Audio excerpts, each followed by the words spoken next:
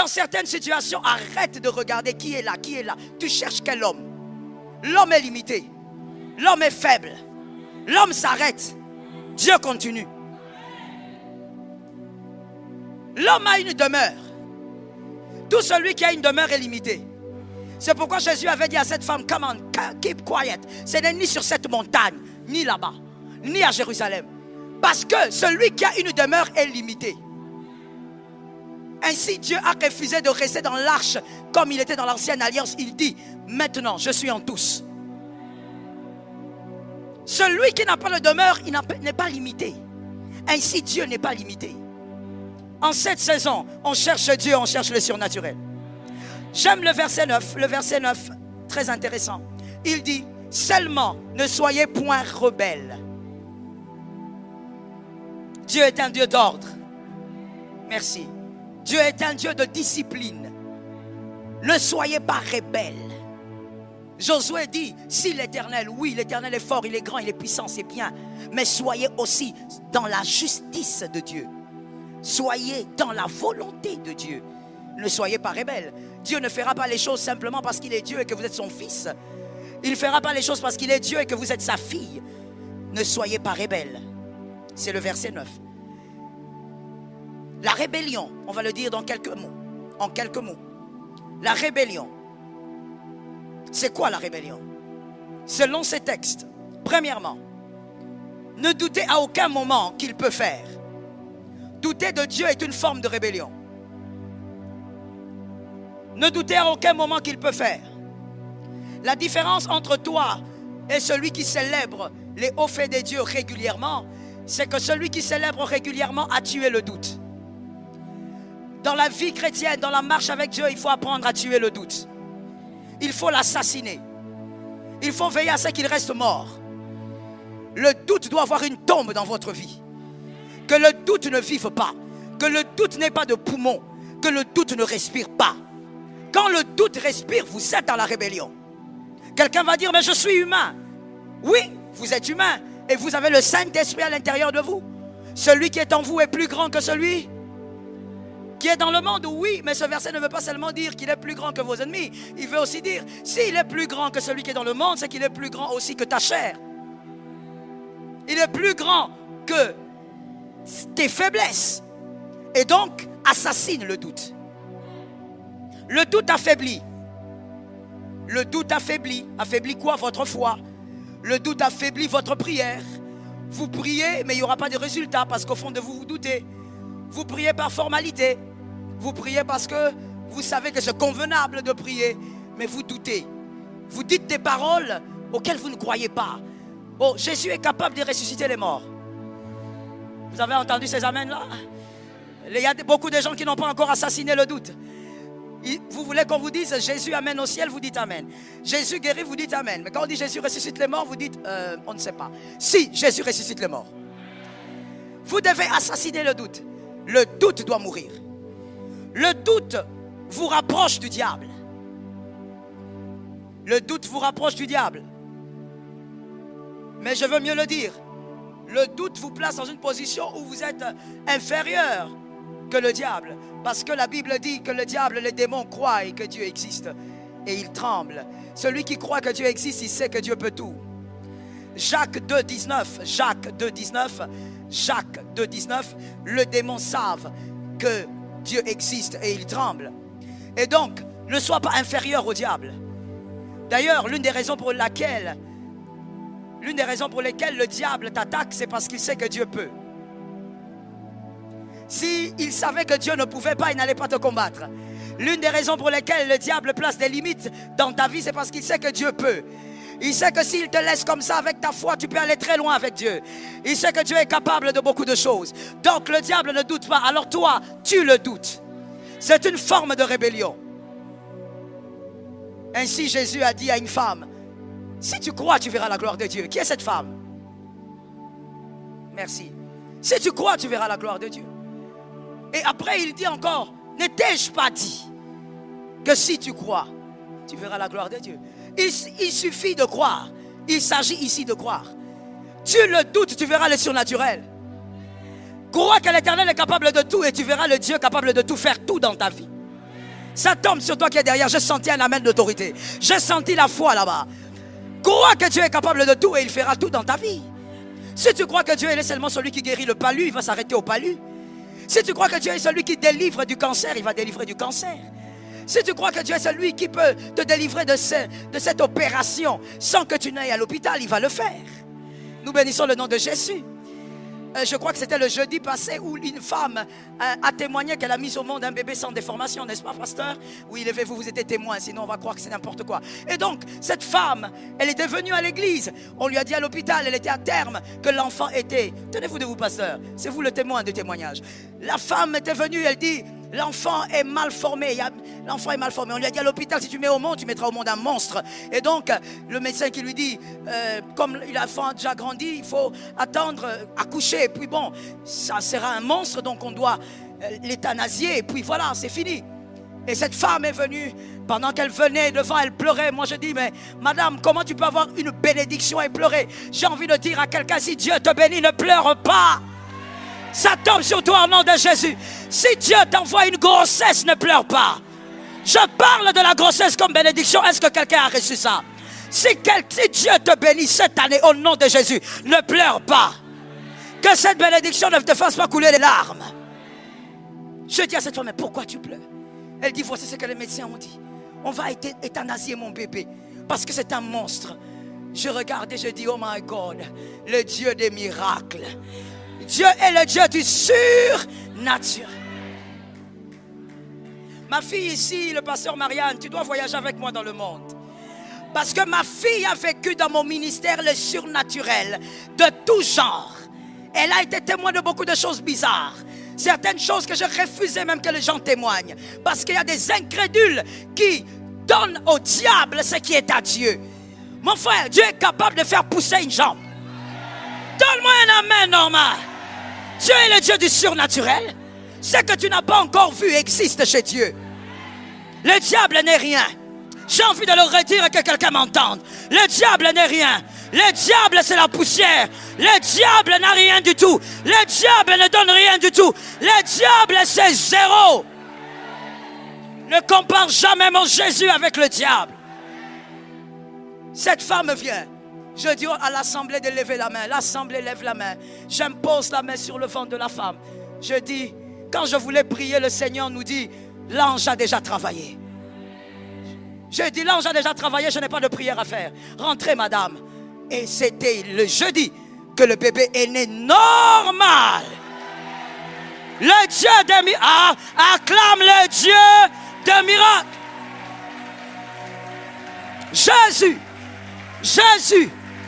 Jésus, le Dieu du surnaturel. Mon frère, cette année, c'est le surnaturel qui t'ouvrira cette porte. Assieds-toi que je te parle. Tout ne se résout pas par ce qu'on sait. En dehors de ce que tu as, il y a un autre kit que tu dois ouvrir. En dehors de ton kit d'intelligence, de sagesse, d'attitude, d'aptitude, il y a un autre kit que tu dois ouvrir. C'est le kit du surnaturel. Les choses qui arrivent et personne ne peut l'expliquer. Personne ne peut expliquer clairement comment la chose est arrivée. L'Éternel, si l'Éternel est avec nous, nous aurons la terre. Ne doute donc pas. Est-ce que quelqu'un m'entend? Ne doute pas parce que l'Éternel est avec toi. Le doute est une forme de rébellion. Deuxième type de rébellion. Ne vous appuyez pas sur autre chose plus que sur Dieu. Psaume 127, 1. Le psaume 127, 1. Ne vous appuyez pas sur autre chose plus que sur l'Éternel. Apprenez à vos enfants de ne pas s'appuyer sur vous plus qu'en Dieu. Lorsque votre enfant vient, et ça commence tout petit, en tant que parent, vous le communiquez aux enfants. Lorsque l'enfant vient, vous dit, maman, j'ai mal à la tête. La première chose à dire à l'enfant, ce n'est pas va prendre une paracétamol. La première chose à dire à l'enfant, c'est as-tu prié?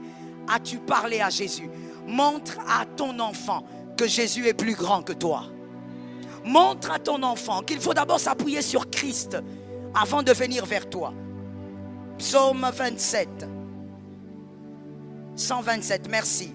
Vous me suivez parfaitement, que Jésus vous arrose. Le psaume 127, 1. Vous l'avez trouvé? Vous êtes bénis. Pouvons-nous lire tous ensemble? On y va. 1, 2, 3. Commençons. Le psaume 127, verset 1. On y va. 1, 2, 3. Si l'Éternel ne bâtit la maison, ceux qui la bâtissent travaillent.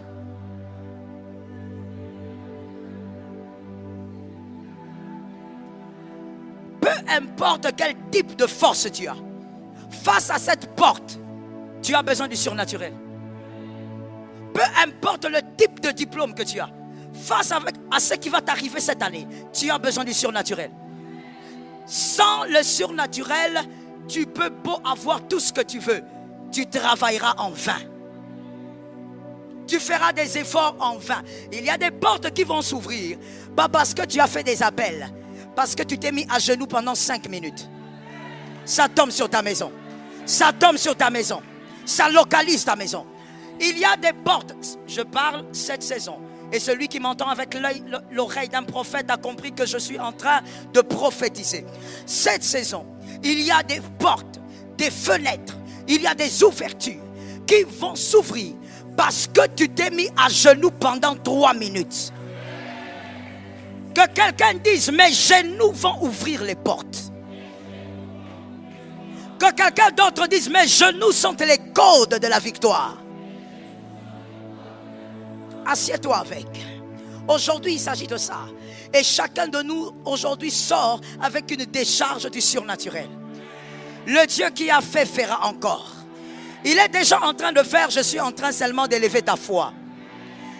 Ta foi doit être au zénith cette année. Là où tes efforts ne fonctionnent pas, élève la foi. Si l'Éternel ne bâtit, tout ce que tu fais est vain. Est-ce que quelqu'un m'entend? Il y a une personne cette année qui se mettra sur une chaise importante simplement parce que cette personne aura revendiqué dans le monde des esprits sa position physique. Est-ce que quelqu'un m'entend bien? Il y a des choses que tu recevras cette année en parlant en langue. Tu parles en langue, ça s'ouvre. Ça tombe sur toi au nom de Jésus. Tu parles en langue, la chose s'arrête. Est-ce que quelqu'un me capte? Le malheur ne frappera pas ta maison. Daniel 2, 1 à 19. Daniel 2, 1 à 19. Je choisis cet homme car il est extraordinaire. Il a plusieurs casquettes. Daniel 2, 1 à 19. Daniel a plusieurs casquettes. Daniel est un conseiller du roi, un homme intelligent, un homme sage. Et la Bible d'ailleurs dit qu'on disait qu'il avait un esprit supérieur. C'est-à-dire au milieu de tous les conseillers du roi, les magiciens, les occultes, Daniel avait un esprit supérieur. Mais voici, cet homme qui à un moment de sa vie est même devenu gouverneur de Babylone, cet homme, lorsqu'il était face à certains défis, il ne disait pas, donnez-moi les registres que je lise et que je sache quoi faire. Donnez-moi les registres que je lise l'histoire de Babylone pour résoudre certains problèmes. Daniel savait comment utiliser sa sagesse et comment utiliser les genoux. Est-ce que quelqu'un m'entend? Ma soeur, j'ai envie de te dire, tes genoux sont un peu trop légers. Tes genoux sont un peu trop doux. Tu te focalises trop sur ce qui est naturel. Certaines choses, c'est par les genoux que tu les auras. Est-ce que quelqu'un m'entend bien? Il y a des familles tellement combattues qui ne peuvent vivre des mariages stables que par les genoux. Si tu n'es pas à genoux, ma soeur, tu vas vieillir ici avec moi. Si tu n'es pas à genoux, tu vas te distraire avec des hommes qui vont déstabiliser ta vie. Tu auras 450 ex alors que Dieu a une destinée de gloire pour toi.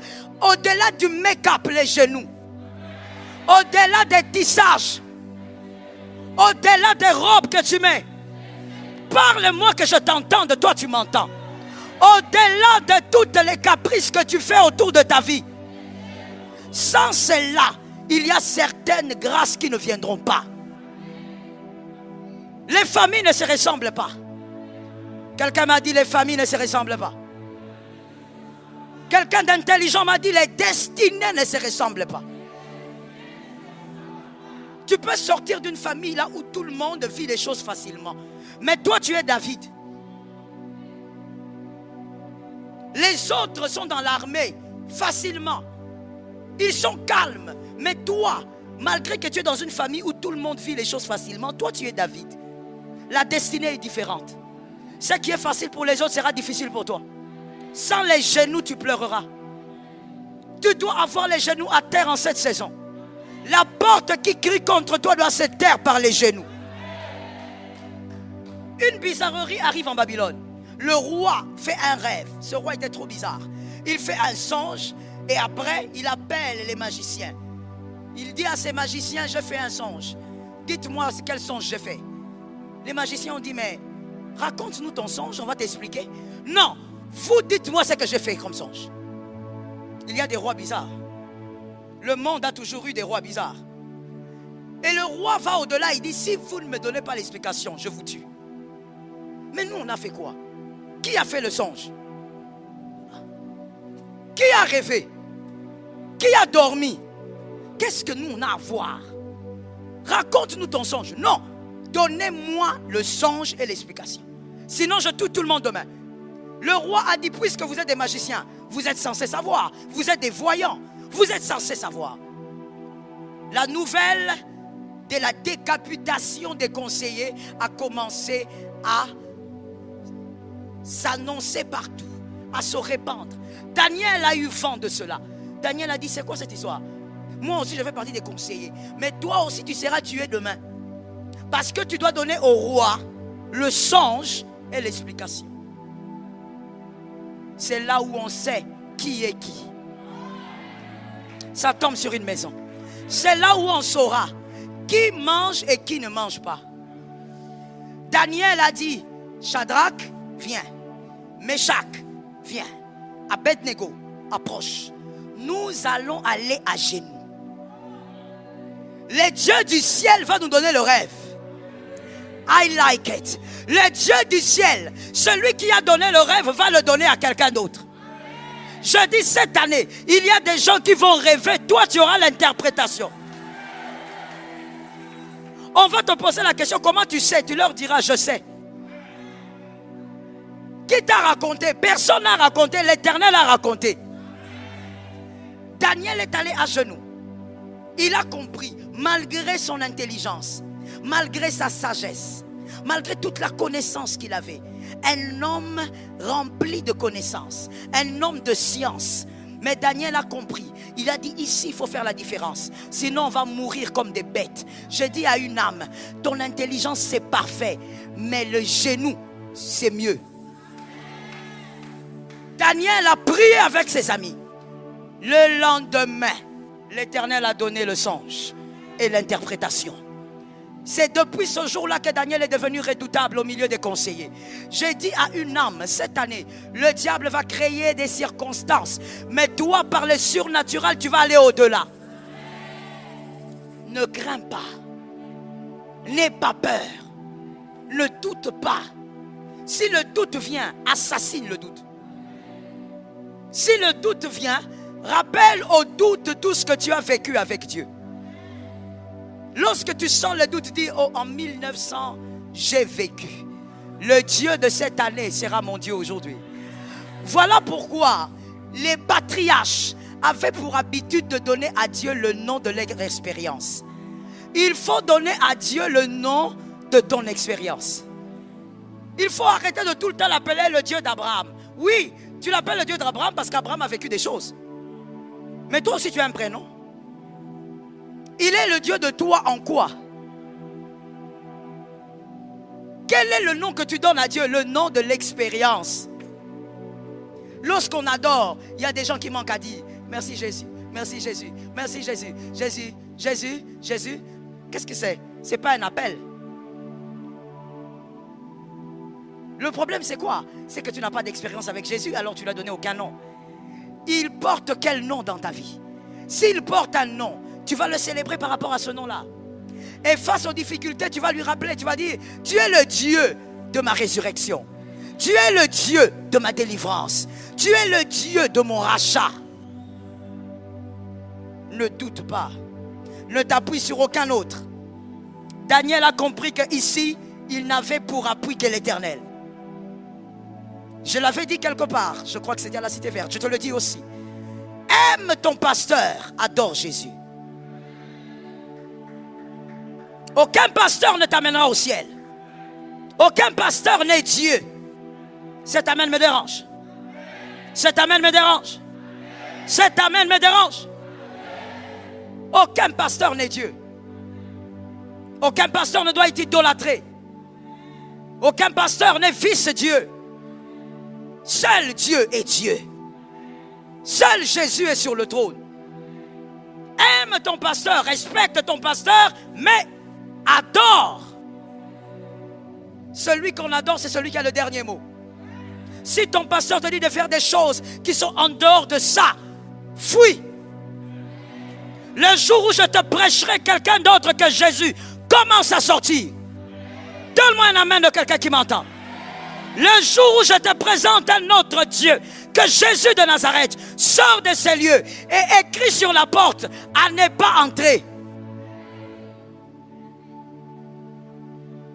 Aucun homme, tu ne dois t'appuyer sur aucun homme plus que Jésus.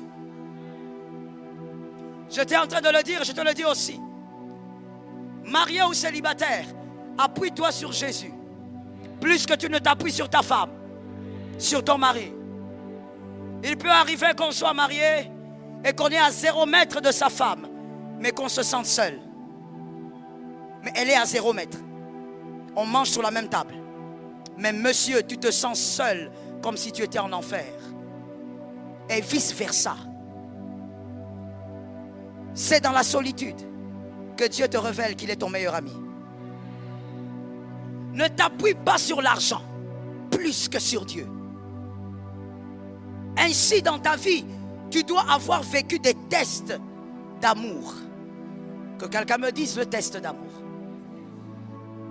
Dieu t'a-t-il déjà demandé une chose qui était difficile à donner et tu l'as fait?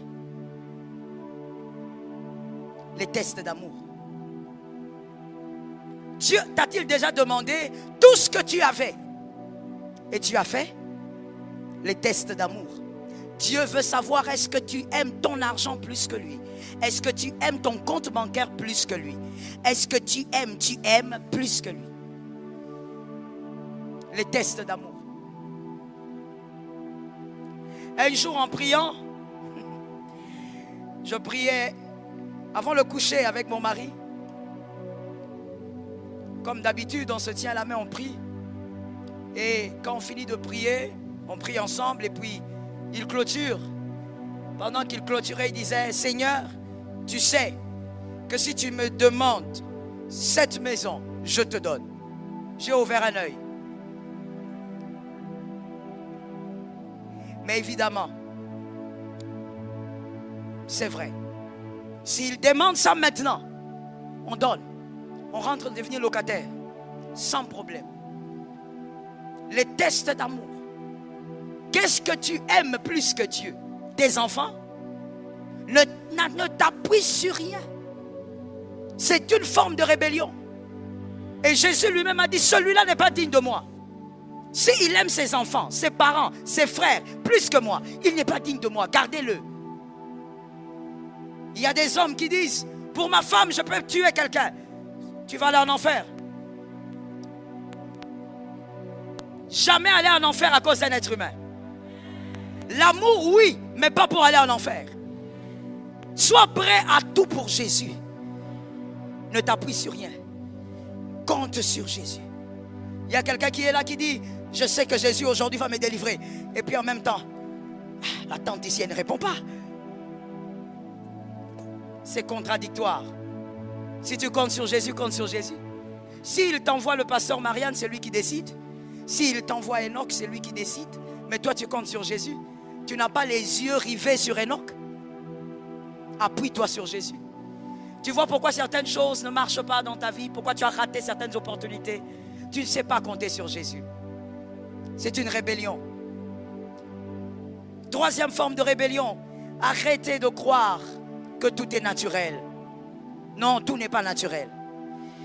C'est une forme de rébellion, c'est une manière de dire, je ferai tout par ma force. Je ferai tout par mes capacités. C'est une forme de rébellion. Josué 6, 3 à 5. Josué 6, 3 à 5. Nous allons aussi lire cette écriture. Elle nous intéresse ce matin. Josué 6, 3 à 5.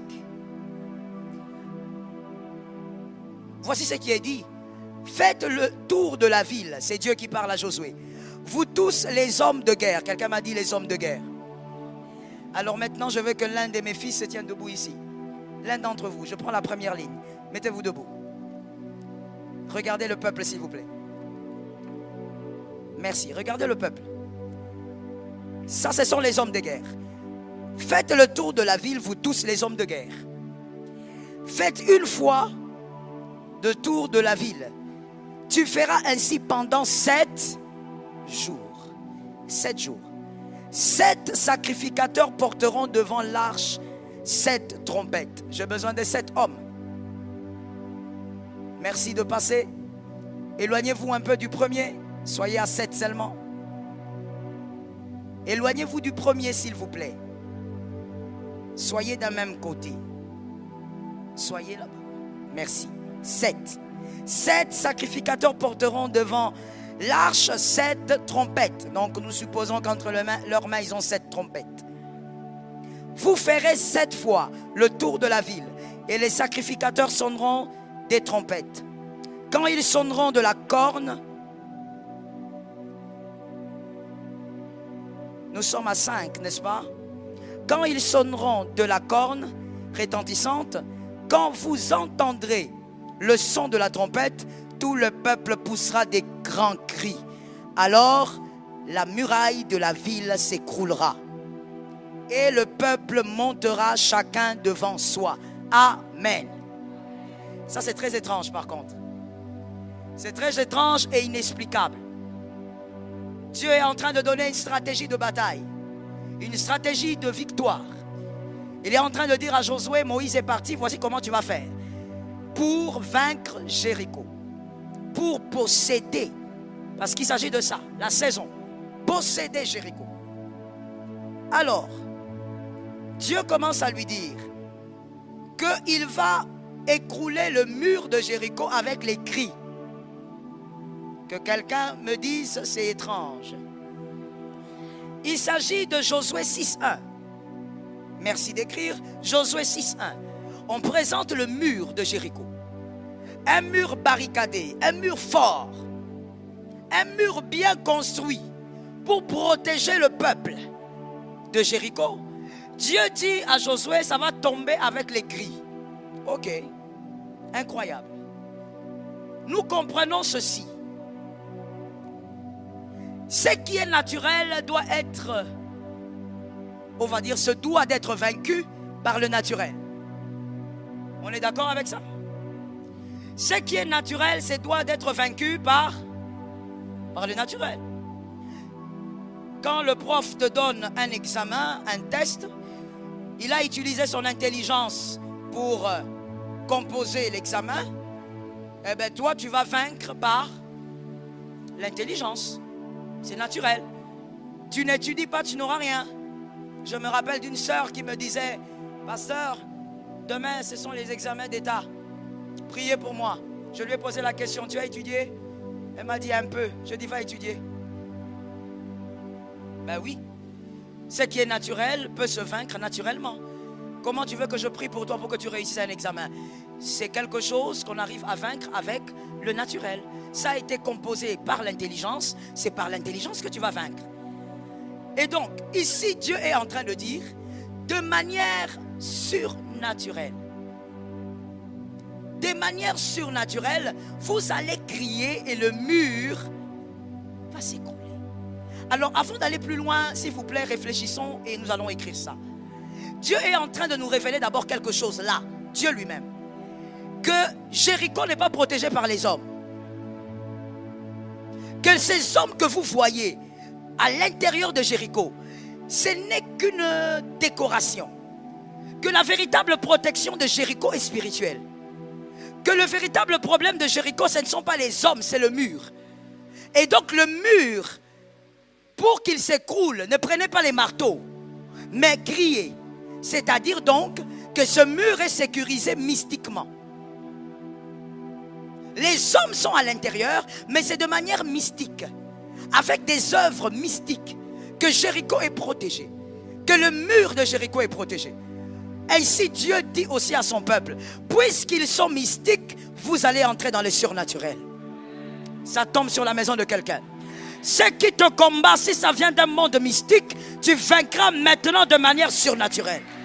Dieu te donne une onction pour le surnaturel. Regardez maintenant ce qui se passe. Pour ceux qui écrivent, on y va. Petit a. Petit a. La Bible dit, faites le tour de la ville. Faites le tour de la ville. Faites le tour de la ville. Mon fils, mets-moi une chaise là. Prends la tienne, tu peux mettre là. Faites le tour de la ville. Je veux voir tous les jeunes, mets ça au milieu. Je veux voir tous les jeunes écrire. C'est important qu'à votre âge, vous puissiez écrire. Ça révèle qu'est-ce que vous considérez d'essentiel et de ville. Le tour de la ville. La Bible dit, c'est le petit A, faites le tour de la ville. Donc, que les hommes de guerre, que le peuple fasse le tour de la ville. La ville, elle est là, on fait le tour. Ce qui veut dire, 2 points. Faire le tour de la ville voudrait dire prendre possession de la ville. On prend possession de la ville. Est-ce que quelqu'un me capte? Physiquement, pour eux, c'était une manière de prendre possession de la ville. Alors, dans votre vie à vous, pour prendre possession d'une situation qui vous dépasse, il faut penser à la situation. Pour posséder une situation qui vous dépasse, vous ne devez pas l'éviter. N'évitez jamais une situation qui vous dépasse. Pensez à elle, réfléchissez dessus, cogitez dessus. Quelqu'un me capte? On te dit, tu ne mettras jamais au monde. N'évite pas de penser au bébé. Pense au bébé. Réfléchis bébé. Achète les habits de bébé. Prends possession. C'est une sagesse à retenir pour la vie, mon frère. Lorsqu'une chose te dépasse, ne l'évite pas. Pense à elle. Non, pense à la chose. C'est en tournant autour de la chose que tu finiras par la posséder. Est-ce que quelqu'un m'entend? Ne sois pas une âme faible. Quelqu'un me dit, je ne dois pas être faible. Mademoiselle, que Dieu vous bénisse. Vous êtes une belle femme. Demain, prochainement, il faut venir avec un carnet, n'est-ce pas? Une belle femme comme vous, il faut écrire. Que quelqu'un d'autre me dise, je ne suis pas une âme faible. Les âmes faibles, voici ce qu'ils font. C'est qu'elles font. Quand quelque chose dépasse, que c'est une situation qu'il n'arrive pas à vaincre. Il est allé demander ce travail, on l'a chassé 5 fois. Alors qu'est-ce qu'il dit? Ah, je ne vais plus penser à ça. Je préfère me concentrer sur autre chose. Âme faible. Tout ce qui te dépasse n'est pas loin de toi. Il y a des choses qui te dépassent, qui doivent être près de toi. Je veux le dire mieux. Il y a des choses qui te dépassent, qui t'appartiennent. Ça tombe sur qui? Ça te dépasse, mais ça t'appartient. C'est très élevé, mais ça t'appartient. Est-ce que quelqu'un m'entend bien? Un aigle n'a pas peur de la distance. Écoute bien, un aigle regarde le vent. Il n'a pas peur de la distance de la proie. Il calcule le vent. Là où le vent est violent, c'est là où il se jette. Pourquoi? Parce que l'aigle, Christ, vous savez comment il fonctionne. Quand il vole et qu'il n'arrive plus vraiment à aller vite, il s'appuie sur le vent. C'est le vent qui commence à l'amener. Je dis à quelqu'un que le vent de l'esprit t'amène à posséder ce qui est à toi. Attention, ne fais jamais ça. Non, cette chose est insaisissable. Alors je dois l'oublier. N'oublie pas ce qui est insaisissable. Commence à tourner autour. Pense à ça le jour. Pense à ça la nuit. Commence à réfléchir. Comment j'entrerai en possession de ça? Tourne autour de la ville. Le point B, on écrit pendant 6 jours, fais le tour de la ville. Dieu dit, j'aime cette instruction parce que c'est Dieu qui a parlé. Ce n'était pas dans la bouche d'un prophète. Dieu a parlé directement à Josué. C'est une stratégie de victoire pour les chrétiens jusqu'aujourd'hui. C'est Dieu qui a parlé. Dieu dit pendant 6 jours, faites quoi? Écrivez avec moi. 6, c'est les chiffres de l'homme. L'homme a été créé le 6e jour. Voilà pourquoi on accorde le chiffre 6 dans toute la parole à l'homme.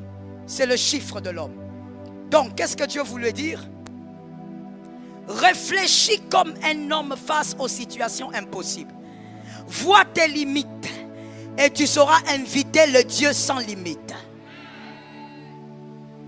Celui qui n'a pas réfléchi sur une situation jusqu'à voir ses limites en tant qu'humain ne pourra pas voir la grandeur de Dieu.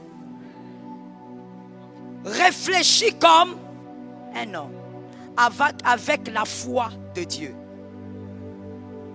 Lorsqu'une situation vous dépasse, regardez la situation comme un humain. Voyez vos limites, calculez vos limites. Ainsi vous saurez comment invoquer le Dieu qui est au-delà. Lorsque vous ne connaissez pas vos limites, vous ne demanderez pas de l'aide. Est-ce que quelqu'un m'entend? On demande de l'aide lorsqu'on a réalisé ses limites. Mais pour réaliser ses limites, il faut étudier la situation. Tu regardes le travail là, tu l'as cherché pendant 5 ans, on a mis un nouveau ministre, tu es allé là-bas, ça a encore raté. Concentre-toi dessus. Vois combien tu es limité. Vois combien tes relations sont limitées. Regarde ton répertoire dans le téléphone. Vois combien ton répertoire est pauvre. Tu vas inviter le Dieu qui est au-delà du répertoire. Est-ce que quelqu'un m'entend? Je vais vous dire, je vais terminer. Je veux essayer de conclure le point B avec cette image. Regardez. Tant que je souffre à transporter ça, tant que je souffre, alors que j'ai mal aux pieds, alors que c'est trop lourd, moi je continue. Même si vous êtes nombreux, vous ne viendrez pas. Je vais continuer. Est-ce que quelqu'un m'entend? Pourquoi je continue à souffrir alors qu'il y a plein de gens autour de moi? Parce que je n'ai pas étudié mes limites. Celui qui étudie ses limites comprend que je peux transporter ça jusqu'ici. Mais à partir de là, je dois appeler la sœur pour m'aider. Lorsque tu étudies la situation comme un humain, tu sauras comment appeler le Dieu divin. Est-ce que quelqu'un m'a capté? Est-ce que tu retiens et tu écris les tactiques du combat? Cette année, tu auras des défis. Le point C, merci. 7 sacrificateurs porteront l'arche. 7 sacrificateurs.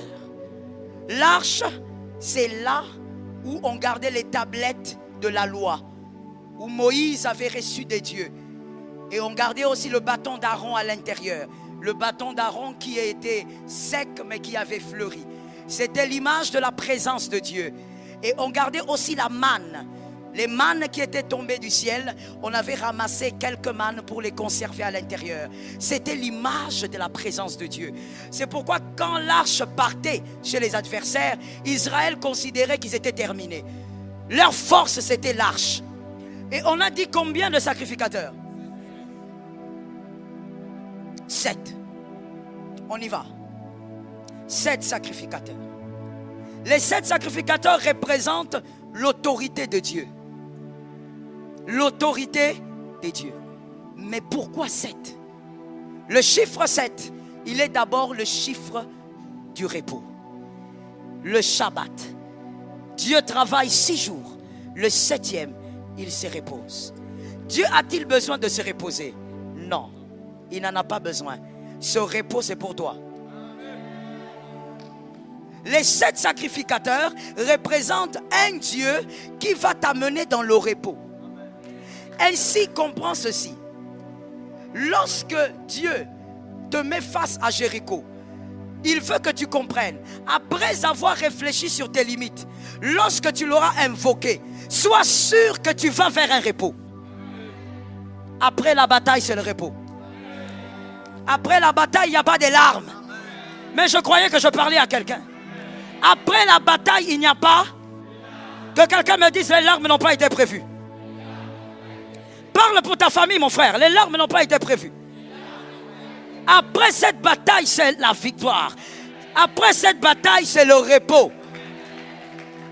Voici encore. Dieu dit que ces 7 sacrificateurs aient 7 trompettes. Les trompettes, c'est une forme de langage. Une forme de langage. quand on sonne la trompette, tu entends un son qui te permet de faire ou de ne pas faire. Langage ou pas langage? Langage. Donc, on dit que ils doivent aussi avoir 7 trompettes. Voici. Que Dieu est en train de dire que dans votre bataille, vous devez avoir des sacrificateurs qui mènent au repos, n'est-ce pas? De 2, ils doivent avoir 7 trompettes, c'est-à-dire un langage parfait. Parce que le chiffre 7, c'est aussi le chiffre de la perfection de Dieu. 7 a 2 dimensions, le repos et la perfection. Dieu dit, les sacrificateurs là vous amèneront dans le repos, mais ils doivent aussi avoir un langage parfait. Maintenant, dites-moi, quels sont ces sacrificateurs que vous, aujourd'hui dans la nouvelle alliance, vous prendrez, qui vous amènera dans le repos et qui a un langage parfait? Ah, quelqu'un ne m'entend pas. Quelqu'un ne m'entend pas. Quel est ce sacrificateur-là? Celui-là qui peut vous donner le repos. En même temps, quand il parle, il n'y a pas d'erreur. Quel est son nom? Quel est son nom? Alors Dieu était en train de dire, vous avez l'arche de l'alliance qui représente Dieu par Moïse. Mais au-delà de ça, il y a quelqu'un, celui qui est mort avant la fondation. Est-ce que quelqu'un m'entend? Avant la fondation du monde, il s'est donné. Donc, il y a Jésus qui doit être au centre de votre bataille. Est-ce que quelqu'un m'entend bien? Le seul à vous amener vers le repos et qui a un langage. Le point combien maintenant? D. Quand tu auras compris tout cela, vous allez maintenant tourner autour de la ville 7 fois. Le chiffre 7 revient encore. La perfection de Dieu. Vous allez maintenant vaincre la bataille selon la volonté de Dieu. Regardez comment ça se présente. Ça, ce sont les guerriers. La Bible dit, les guerriers devant. La chaise, c'est Jéricho. Regarde Jéricho, mon frère. Les guerriers devant. C'est la position que Dieu a donnée pour la victoire. Les guerriers devant. Ensuite, les sacrificateurs. Soyez derrière lui. Derrière les sacrificateurs, le peuple. Regardez bien. Les hommes intelligents, regardez bien. Voici la disposition que la Bible donne, que Dieu donne. En allant vers Jéricho, qui est d'abord devant? Les hommes de guerre, les guerriers. Et ensuite, les sacrificateurs. Et après, le peuple. Donc, en réalité, toi, tu es où? Tu es derrière, n'est-ce pas? Alors, regardons ceci. Selon ce qu'on vient de comprendre, le sacrificateur représente qui? Oh mon Dieu. Oh mon Dieu. J'ai entendu les Asiatiques. Les 7 représentent. Ah, on a cité quelque chose ici. Les sacrificateurs qui amènent au repos et qui parlent parfaitement, c'est qui? Ici donc, c'est qui? C'est qui? C'est Jésus. C'est Jésus qui est ici. Vous, vous êtes derrière. Mais devant, c'est qui le guerrier qui doit aller avant vous? Qui doit même être avant Jésus? Mais c'est quoi ça? C'est quelle bizarrerie? C'est qui? Ah, tu n'es pas loin. C'est qui? Qui a l'autorité dans la bataille d'être devant vous et même d'être devant Jésus? J'ai entendu ça là-bas, mais je ne sais pas si j'ai bien entendu. Ah, comment ça? Dieu, c'est Jésus? C'est qui? Ah, mais il faut lire la Bible, mes frères. Lorsque tu lis la Bible, c'est trop clair. Rappelle-toi des versets, tourne dans la Bible, cherche. Commence à Genèse, rentre à Apocalypse. Tu trouveras qui est cette chose. We were in love. That never meant to stay.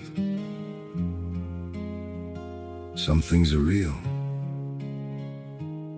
even when they fade.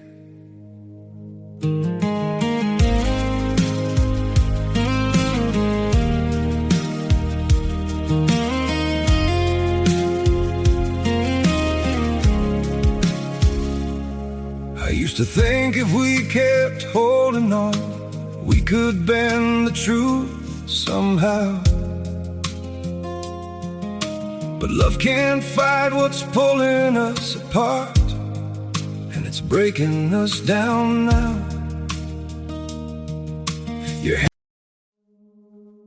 We were in love,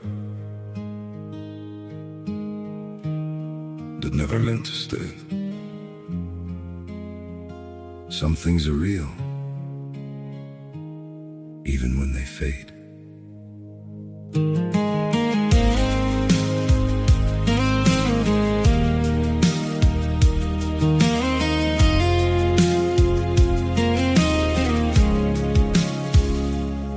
I used to think if we kept holding on, we could bend the truth somehow. But love can't fight what's pulling us apart, and it's breaking us down now.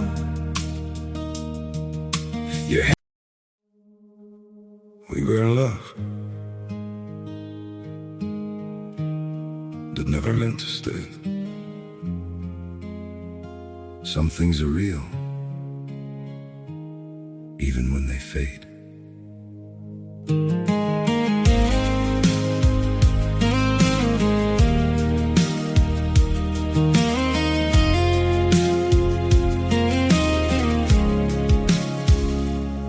I used to think if we kept holding on, we could bend the truth somehow.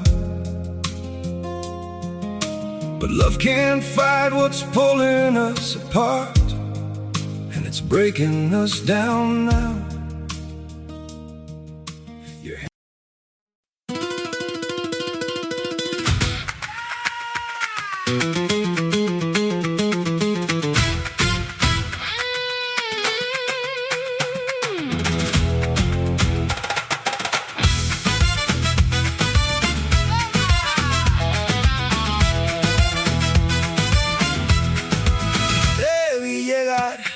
Con botas de sal y una rosa roja pegada al cristal. Tu boca dijo, ven sin pensar, y el patio entero se puso a temblar. Ay, mírame bien, que ya voy cayendo. Tu forma de arder me va desarmando, y cuando tú das ese paso lento, se me va la voz, se me va el aliento.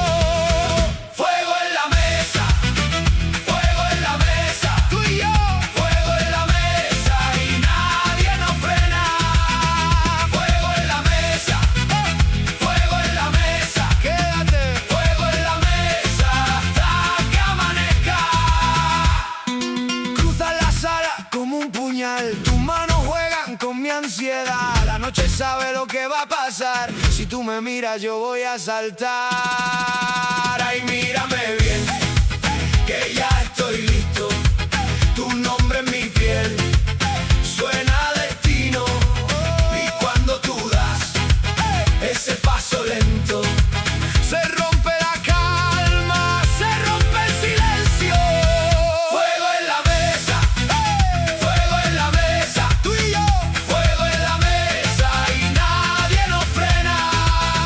Fuego en la mesa, fuego en la mesa. Quédate, fuego en la mesa hasta que amanezca.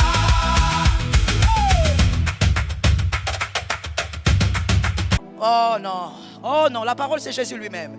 Donc c'est toujours Jésus qui est au milieu. C'est toujours Jésus lui-même, maman. Le Saint-Esprit, c'est toujours Jésus. Non, ce n'est pas ça. Réfléchissez bien, parce que c'est écrit. C'est écrit. Quelle est la chose qui peut t'amener à vaincre la bataille? Mais cette chose doit être... Ah! Je vous bénis au nom de Jésus. Je vous bénis au nom de Jésus. Les deux dames ont parlé avec autorité. La foi. J'étais peut-être choqué, mais c'est ça la vérité. La foi doit être avant Jésus. Sans la foi, Jésus ne parle pas. Sans la foi, Jésus n'avance pas.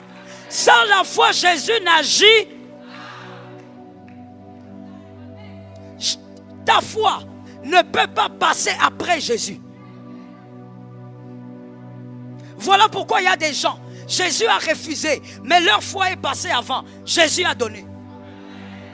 Jésus dit, femme, mon heure n'est pas venue. Sa mère dit, donne le vin. Il dit, mon heure n'est pas venue. Parce que la foi est allée avant. Jésus a fini par. Je déclare au nom de Jésus que ta foi passe avant. Je veux te dire, là où ta foi se trouve, c'est lui le guerrier. Le guerrier de ta saison, c'est ta foi. Celui qui a les armes de la bataille. Lorsque ta foi passe devant, même si Jésus reste derrière, Jésus va suivre la foi. Pourquoi? Il est le consommateur.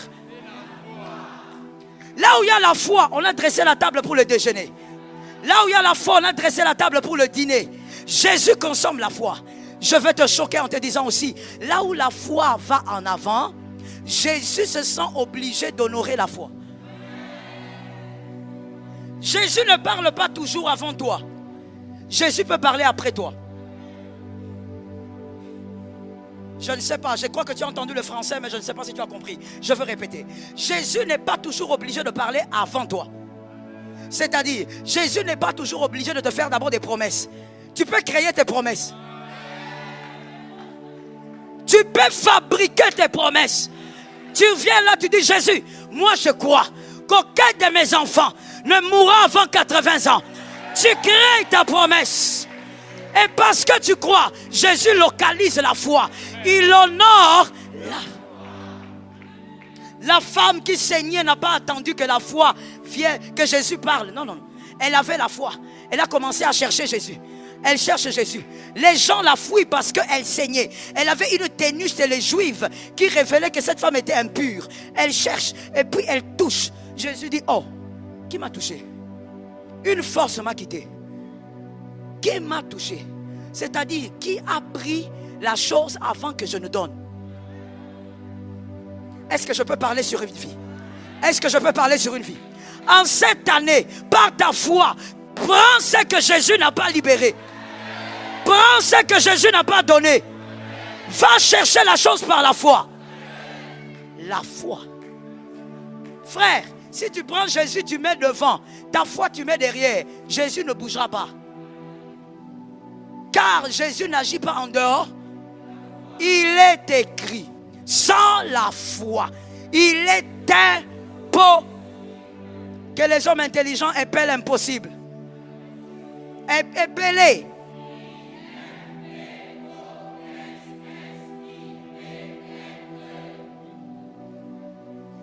On ne dit même pas que non. Sans la foi, on peut négocier. Sans la foi, tu vois, Jésus est puissant. Ça va aller. Impossible. Si Dieu dit impossible, c'est que c'est fini. La seule chose dans la bataille qui précède Jésus, c'est la foi. Lorsque tu crois à une victoire, n'attends pas qu'une prophétie vienne. Crée ta prophétie. Déclare le matin, ça marche. Déclare le soir, ça marche. Déclare le matin, ça marche. À minuit, déclare que ça marche. Prophétise sur la chose. Et tu l'auras. Crée ton miracle. Jésus honore la foi. Même lorsque la foi semble étrange, Jésus l'honore. Parce que Jésus consomme la foi. Guerrier, c'est la foi. Le guerrier est devant. Et ensuite, il y a qui? Après ta foi, lorsque Jésus vient, le kit est complet. Tu vas célébrer la grandeur de Dieu. Et Jésus dit, la parole dit que le peuple soit où? Mon frère, reste derrière Jésus. Reste derrière Jésus. Ne sois pas un petit Dieu. Ce n'est pas parce que Dieu a agi que tu deviens Dieu. Non, Dieu a agi par toi parce que tu n'es qu'un instrument. Reste un homme. Reste un homme. Reste derrière. Et pas seulement rester un homme. Être derrière veut aussi dire, donne toute la gloire à Dieu. Jésus m'a donné. Amen. Jésus a fait. J'ai fait. Je suis d'accord avec vous. Vous avez compris. J'ai pris. J'ai créé. Jésus. Jésus a envie de dire face à Jéricho, je te donnerai, mais reste derrière. Ne prends jamais ma gloire pour la donner à qui que ce soit. Ce ne sont pas tes parents qui feront, ce sera Jésus. Ce n'est pas ton diplôme qui fera, ça sera Jésus. Ce n'est pas ta famille qui fera, ça sera. Je termine en disant, lorsque devant Jéricho, il n'y a pas la famille, acclame.